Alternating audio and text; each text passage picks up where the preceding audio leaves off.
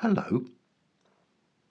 As we get into the countdown to Christmas, the big record companies start to release their big guns in time for the Christmas commercial market. And the biggest gun this Christmas is probably a new album from Ms. Atkins of London, better known as Adele.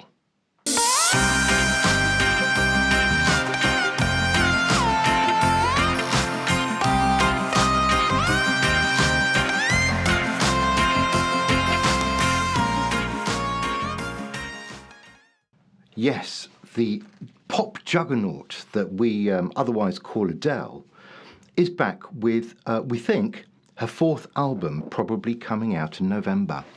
So I think we're going to just dedicate this episode of Adventures in Pop to the phenomenon that is Adele. And although I'm not going to be able to actually play any of her music, I would be immediately in trouble with all the copyright restrictions at YouTube. You know her music. You know it so well because, 500 billion of you have been buying her records and downloading her tunes and loving her for the last, probably nearly 10 years plus. So Adele is worth talking about. We had a little session a few weeks back where we talked about ABBA. And in fact, in that session, we did talk about the fact that there was this chance that ABBA and Adele would release, their next material, their new material, on the same date in November. That now looks like it's not going to happen. The information we seem to have is that Adele is going to be releasing her album towards the end of November, and ABBA, I think we said it was on the 4th or 6th or something, earlier on in November. The Adele story is really interesting. So let's take a look. And I think, I call her a juggernaut. She is, she's the pop behemoth. Why do I say that? There's a very interesting example of what just makes her so incredibly big. Kind of evidence, if you wanted it, of just the sheer kind of scale of the Adele project. And it's a very recent one. Right, last week, rumours started flying around that she was on the verge of releasing a new album, and that new album was going to be called 30. Because, how do we know? Well, simply this. The number 30, 30, started to appear on buildings. I've got some examples to show you here. And people immediately said, it's Adele, because it was using the same font. Sorry to get a little bit technical here, but it's using the same font as I think she used on 19, 21, 25. So it kind of looked the same. And then the background had the same colour that then emerged on her website. But the point is, she was recognisable simply by the number 30 popping up on buildings in a font that people recognised as Adele's font. I mean, that means she's more than a pop star. She is a brand. She is kind of a cultural event where people go, oh, it's Adele's font on the building. So that's pretty remarkable. I think there are not many artists who would just plonk a number up on a building. People go, that's the new album. So listen, she's an extraordinary phenomenon. And I'm going to come on and talk a little bit about how I actually, feel about her songs, her gift. But first of all, I think just put a bit of context around this. Let's have a little chat about kind of Adele by numbers. And I don't just mean 19 and 21 and 25, etc. I'm talking about the scale of her achievements. And I've done a little bit of homework just to check out just how crazy this is, okay? And you'll know some of this. Okay. Adele, she has won 15 Grammy Awards. Now, that's extraordinary. I mean, that's across those 3 albums that she's so far released, 15 Grammys. She's won 9 Brit Awards in, obviously, same period of time, which is not much at all. All of it adding up is, over the course of her career so far, she has sold around 120 million albums. Not bad. 21, which was the mega stellar one of the three albums that Adele has so far put out, is the fourth biggest selling album in UK history. So, in front of her, there's Queen's greatest hits, ABBA's greatest hits, and I think Sgt. Pepper. She is the fourth. Unbelievable. And in fact, 25, the follow-up album, is the 14th best-selling album in UK history. So she's got two in the top 20 there, which I think only Michael Jackson, comes close to that. I think with Thriller and Bad. So in 2011 and 2012, Adele was the biggest selling artist in the world. So that's for 2 years running, she was the biggest selling artist in the world. And in fact, people kind of looked at the whole of the sales of the entire music industry at that time, which I think was going through a bit of one of its kind of difficult times as people transitioning off one format onto another, away from CDs, I think, onto downloading and then onto streaming. And you could see when Adele released 21, the entire music industry had a little uplift across those couple of years. So for 2011 and 2012, she was the biggest selling artist in the world. And in fact, 21 has spent more weeks in the American chart, so we're talking about the top 200 album chart in America, than any other woman in history. Blimey. So she's not bad. Now look, that's a little list. I mean, there's countless other awards that she's picked up along the way. So this is not the definitive list by any means at all. And obviously, here we are on the verge of a fourth album. So what do we know so far? As I say, we know there's a date. It's sometime in November, and there's going to be a single out next week. So we're not far off that at all. And apparently that's called Easy on Me. And I think if you go and look on YouTube, there is a tiny little clip, a little tease of Adele's new single.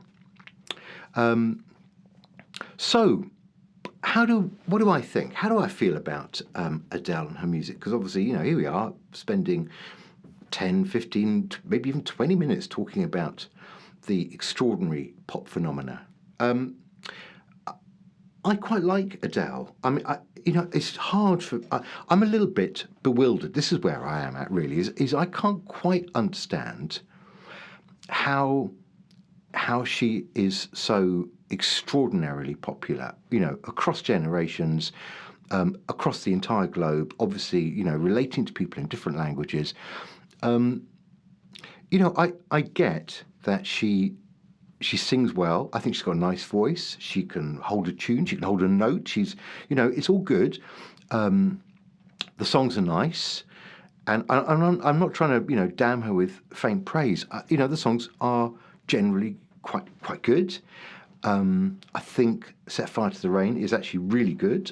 That's my favourite of all of her songs on the album 21. I think she has a very appealing personality. She kind of comes across as somebody who's very accessible, doesn't she? She's like, the girl next door. If you bumped into her, you feel like you could have a chat, have a laugh, maybe go for a drink.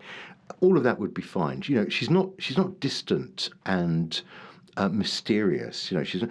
Madonna tries to be distant and generally iconic. I don't know how you spend every day being iconic, but let's go with that. Adele isn't like that. She's much more approachable, accessible. I mean, her whole thing is about authenticity, keeping it real. I think that is appealing. People, really do relate to that. And of course, her songs are, generally, I know it's almost a bit of a cliche, but they're generally about heartbreak, splitting up and love lost. And people really do relate to that. And I think, Adele's made that part of her appeal, really. So all of that I do understand, but I don't think that really explains it. I don't think that even comes close because, I could understand her doing well, having a good career, but that's a long way from the just, the enormity, really, of her achievement in conquering the world so fast, on her basically on her second album, and then actually it was 21 that really went completely ballistic, and then in its wake, 19 sold several more million copies that it probably wouldn't have sold if 21 hadn't been the mega hit that it was. So the scale of it is really something else, and I don't quite understand why Adele and not the next person, male or female. I don't know if that is an important factor as well, but it feels to me like luck just came to her, and she's gone with it, and I don't resent any of that at all. I think perfectly reasonable, but I still don't quite understand, and I wish I did, why Adele rather than the next person, because it is a real, she is somewhere beyond pop star in a realm of superstardom, somewhere way up there. So it's very interesting. And in fact, when 21 came out, you know, I wanted to know obviously what the songs were like on the album. I knew a few of them straight away, and they're nice. But what my interest really was in watching this phenomenon growing, watching this snowball, gradually pick up pace and become this enormous thing rolling down the mountain. And just kind of watching week after week being number one in the UK and in America at the same time through 2011, as you'd find that in the 20th week of her being number one, the album sales were still going up. It was that kind of thing. You just think, this is unreal. So it must have been, if it's weird for me, God, it must have been very strange for her. So it is quite an extraordinary thing. It is unlike anything we've seen in the 21st century. She is the biggest selling artist of the 21st century. And I guess where I'm going to kind of leave you on this one, we don't have to talk for too long about the lovely Adele, is apart from saying, it's exciting because we've got some big albums coming up. We've got the ABBA album and the Adele, and there is this Taylor Swift album. Actually, that's not so exciting because we know what it is. She's remaking one of her old albums. I think it's Red, that's going to be coming out also in November. And Taylor Swift, actually, this is fun. Taylor Swift had to move the release date of Red because of Adele. So I think that was going to be coming out on the 19th of November, and she decided to move it back move it forward to the 12th so that she wouldn't clash. You can imagine that conversation, because Taylor Swift is pretty big as well. She's a very big star, big selling star. I can imagine her people saying to Taylor, love, you don't want to clash with Adele. We're going to have to go earlier. So plenty of exciting things to come for this Christmas. So I want to leave you just with one kind of recollection, because I think this is something that a lot of people will have seen as well as me. I wasn't the only one watching the Brits that night. Do you remember? I'm not gonna play the clip, but I will include a link to the clip I'm talking about, and I think anyway you will have seen this probably several times because it's a well-loved moment.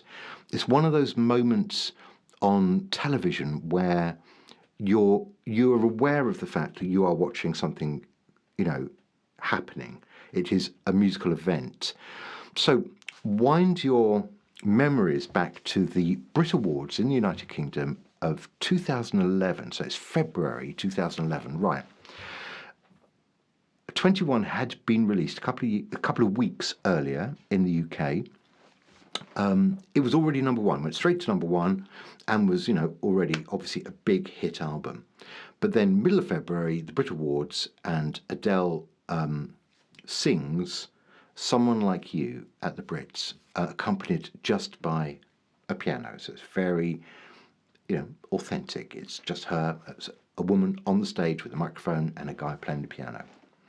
The thing that's so interesting for me is that on that same Brit Awards, I think the opening act was Take That, doing a very big Take That number. I can't remember what the song was, and it doesn't really matter, but it was a completely huge, a colossal Take That song and dance number. They had at least 5,000 dancers. They had, backing singers. They had cranes. They had helicopters.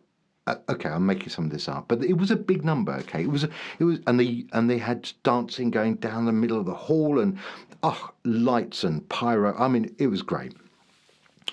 Point is, though, the next day when people went to work, that kind of water cooler moment, nobody was talking about Take That and the huge song and dance number, whatever the song was.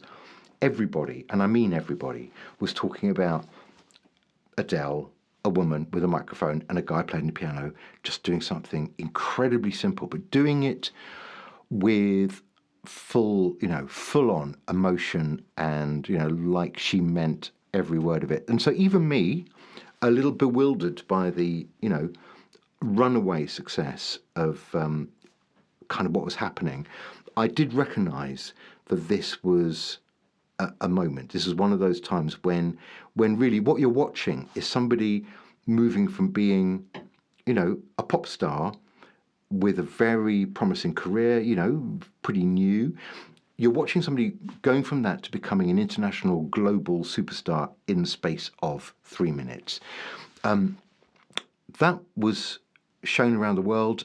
2 weeks later, it came out, 21 came out in the United States, straight to number one, stayed there for weeks and weeks and weeks through most of that year.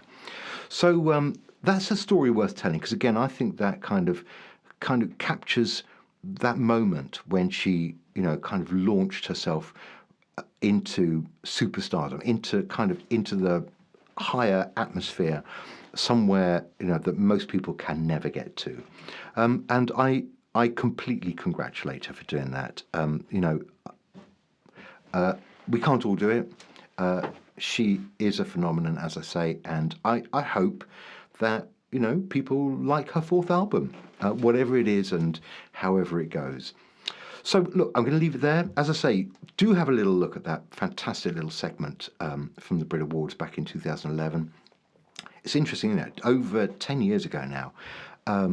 And I hope that for all the people who really love Adele, that the fourth album will be everything that they ever wanted. Thank you. Thank you for watching again. Now, look, next time we get together, I think it's going to be back to possibly me doing a live at home number. I've got another single coming up, sometime in November. So I'll be possibly previewing that. I don't want to give too much away. Mama Said, my current single, is out now, so go stream and watch the video and have fun with that, please. And if you're enjoying the series, why not subscribe and follow and share and like and tell your friends and all that kind of stuff. And then I owe you. Okay, you let me know what I can do, and I could do you a favour too. Thank you so much. I'll talk to you soon. Okay, take care. Bye bye.